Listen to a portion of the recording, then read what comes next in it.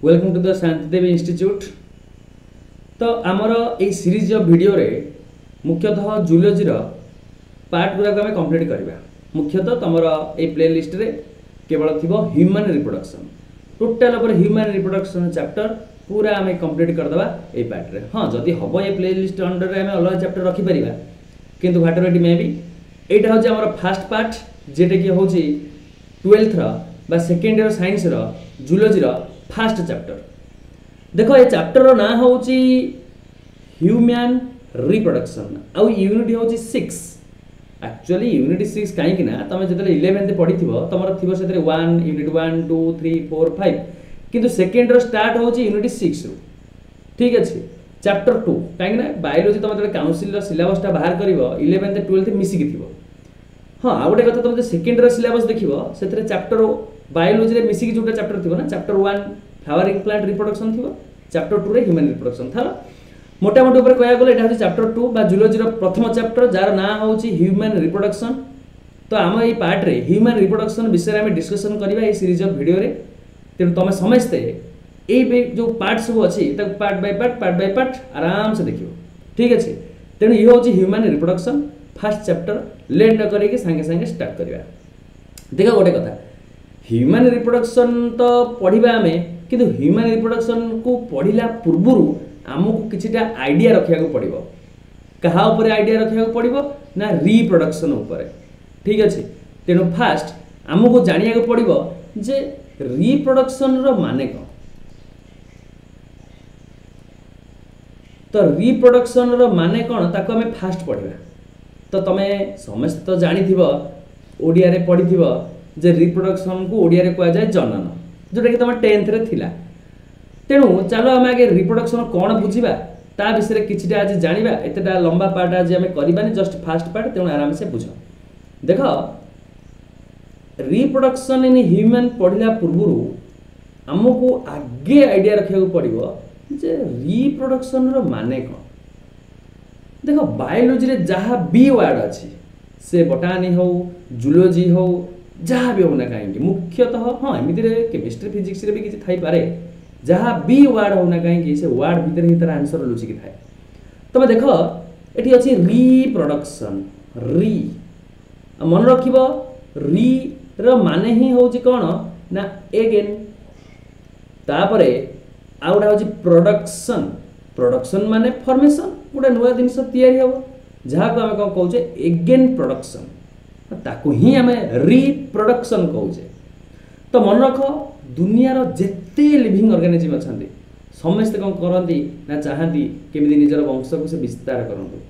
केमी संख्या को बढ़ातु। प्रत्येक जीव से मनुष्य ठार आरंभ करके डायनासोर पर्यंत पिंपुड़ी ठार आरंभ करके बेंग पर्यंत जेते जेते लिविंग ऑर्गेनिज्म अच्छा से तो कह जाए कड़े लिविंग मानकर प्रथम प्रॉपर्टी हूँ रिप्रोडक्शन। तेणु देख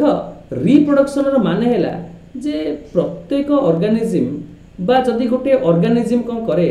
निज परी आउ गोटे ऑर्गेनिज्म सृष्टि कला ता माने एठी जदि गोटे ऑर्गेनिज्म निज परी आउ गोटे ऑर्गेनिज्म सृष्टि कला आ जो उपाय रे से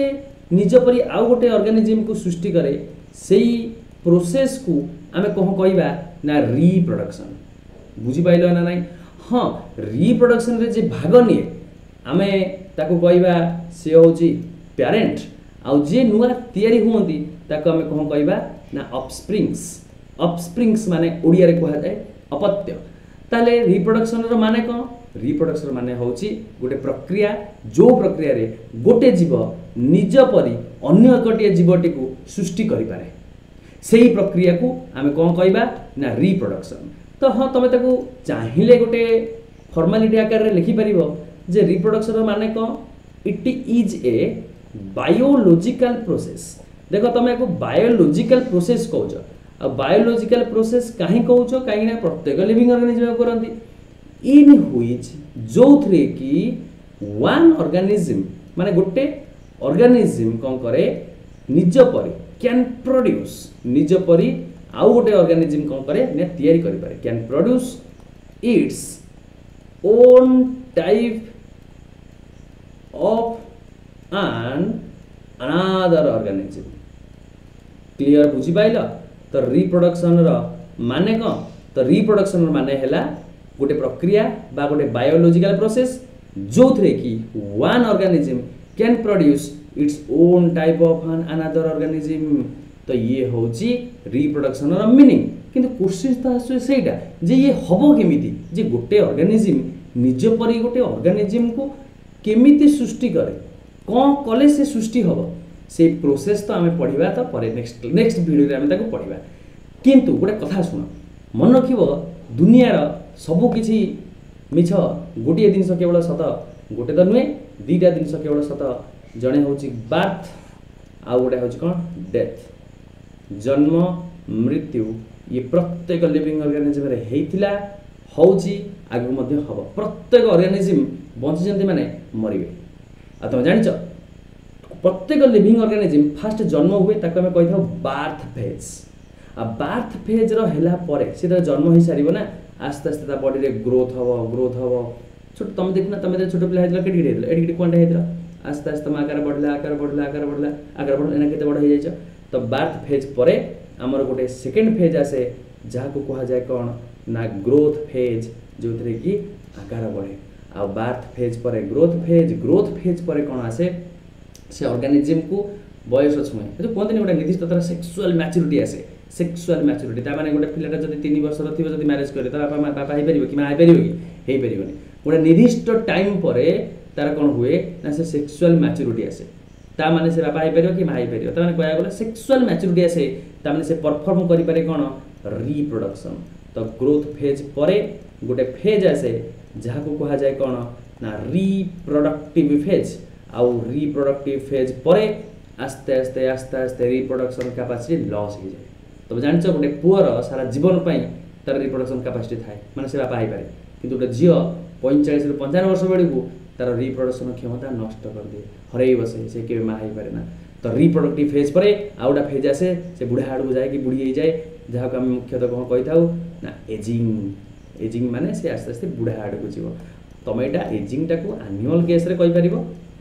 जो प्राणी एनिमल आउ गोटे वर्ड थाए ता कोन सेनेसेंस आ सेनेसेंस ता मुख्यतः तमे प्लांट केस रे कहि परिबो आस्ते तापरे ऑर्गेनिज्म ता मरि जीव बुझी पाइलो ना नहीं आ ए जो time period birth phase to death phase ताकू ही कोन कहा जाए ना लाइफ स्पैन क्लियर बुझी पाइलो लाइफ स्पैन रो मीनिंग तो लाइफ स्पैन मीनिंग होची the time period between birth to death जदि कहि देबो एटा भी भूल होबो गुडा पिला जाउची गाडी रे एक्सीडेंट हेला मरिला 2 वर्ष बंची कि 10 वर्ष बंची मरिला ताको तुम लाइफ स्पैन कहबनी लाइफ स्पैन होची कोन the time period between birth to its natural death ताको कहा जाय लाइफ स्पैन बुझी पाइला ना नहीं किछि जीव थांती आउ एइथरे गोटा कहि दउची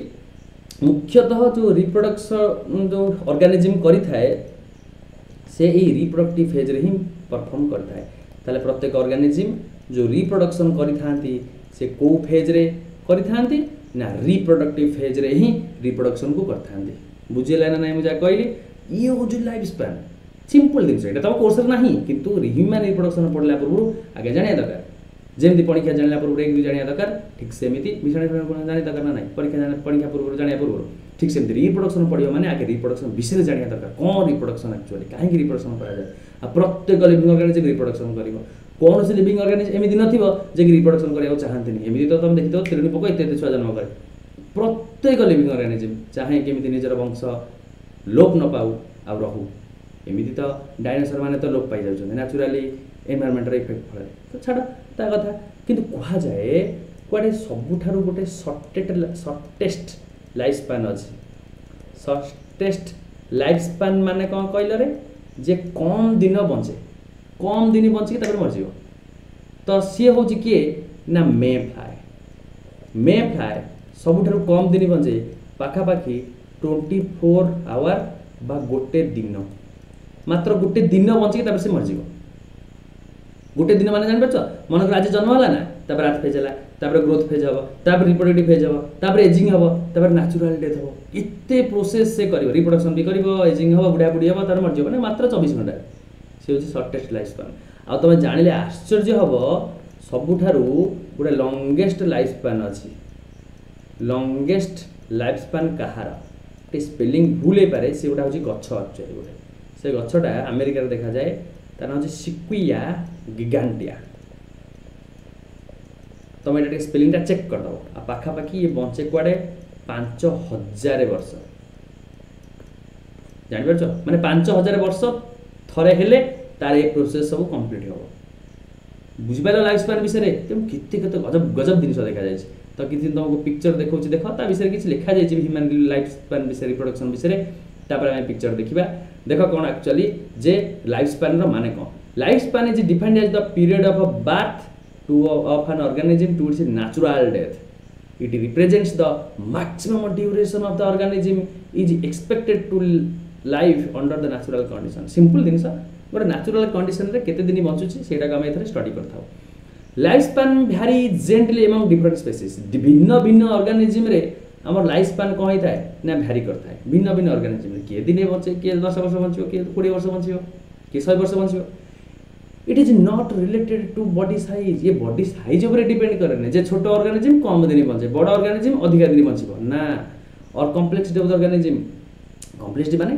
को जटिल टाइप रो ऑर्गेनिज्म तैयारी it can range from few days to 100 or even 1000 year life span गोटे दिन रु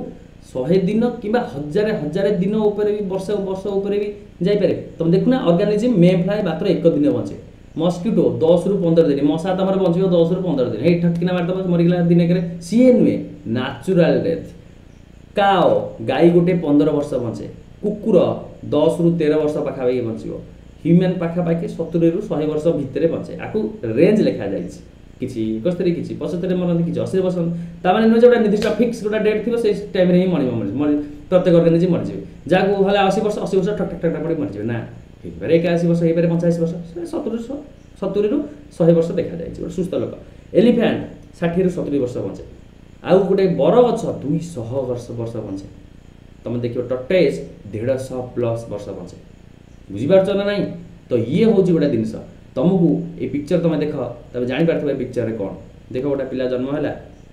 केमती गाड़ी चलाऊँगी आस्ते आस्ते तार ग्रोथ है आस्ते आस्ते आडल्ट है आस्ते आस्ते एजिंग कि मरीगला देखी पार पिक्चर तो यहाँ जीवन आ कौन कथा कह बुझिपार ये हूँ मे फ्लाई ये गोटे पक्षी गोटे दिन भितर एत सब कम से कर एत वर्ष जल्दी भी तार ग्रोथ हो जाए यहाँ हूँ मे फ्लाई बुझिपार माछी टाइप छोटे देखिए ये देख सिकुआ गिगांटिया केड़े बड़ गछ देखुच केते बड़ मोटे गछ गोटे लोकटा ठिया ठीक बुझेगा ना नहीं तो ये हूँ कौन विराट गछ तेणु यहाँ था आमर आज फास्ट पार्ट हाँ आउ गोटे कथा भी रखी देख तुम लाइफ एक्सपेक्टेन्सी माने को कंट्री रे केते वर्ष लोक बंचन ये एक्सट्रा जिनस ये जाना दरकार गोटे जस्ट नॉर्मल जिनस जाना देख इंडिया रे लोक बंचती 70 वर्ष चाइना रे 77 वर्ष पाकिस्तान रे 67 वर्ष अमेरिका रे 77 यूएई रे 78 यूके इंग्लैंड रे 81 वर्ष एमती सब कनाडा रे न्यूजीलैंड रे किंबा स्विट्जरलैंड रे ऑस्ट्रेलिया रे 83 वर्ष पाखापाखि भिन्न भिन्न देश रे भिन्न भिन्न लोक बंचन कहीं जान आर फरक कौन कहले देखिए तो मन आसो क्लाइमेट परिवेश ता छड़ा कौन तुम खाद्य खाऊच तुम बॉडी केमी स्ट्रंग अच्छी ना वीक अच्छी आ सब बेले शुणी जापान रे सब लोक अधिका दिन बंचन आभरेज तो 90 वर्ष ना 100 वर्ष जापान रे प्राय लिखिनी ना लिखिनी जापान रे 100 वर्ष पाखापाखि बंचन लोक आ तार गोटे आंसर जान कौन से कड़े कहते से गोटे ट्रायंगल रूल फॉलो करते ट्रायंगल रूल माने कौन कहल सकाଳେ ଟିକେ ଅଧିକା ଖାइबे ଖରାବେଳେ ଟିକେ कम खाइबे लास्ट रात्रि सबुठाରୁ कम खाइबे आ निजे सब ये काम करते तो यहाँ हूँ ट्रायंगल रूल छाड़ क्वाड्रेंट में भी तो ये कथा बुझी पाइल ना नहीं तो जदि तुम पाठ बुझी पाइल हम जदि चैनल को सब्सक्राइब कर कमेंट दब सांग मान पाखक शेयर करदब जे अधिका किसी जिन जानापी आउ एक वीडियो रे नेक्स्ट पार्ट रे आम देखा ह्यूमन रिप्रोडक्शन आउ किसी पार्ट तेणु आस्ते आस्ते आम पार्ट को आम कौन करवा ना कंप्लीट करवा कंप्लीट तो जदि किसी डाउट रहा तुम कौन कर कमेंट बॉक्स रे कमेंट दे पार आर नोट पीडीएफ हम जदि सेक्शन में पठाଯିବ ठीक अच्छे थैंक यू।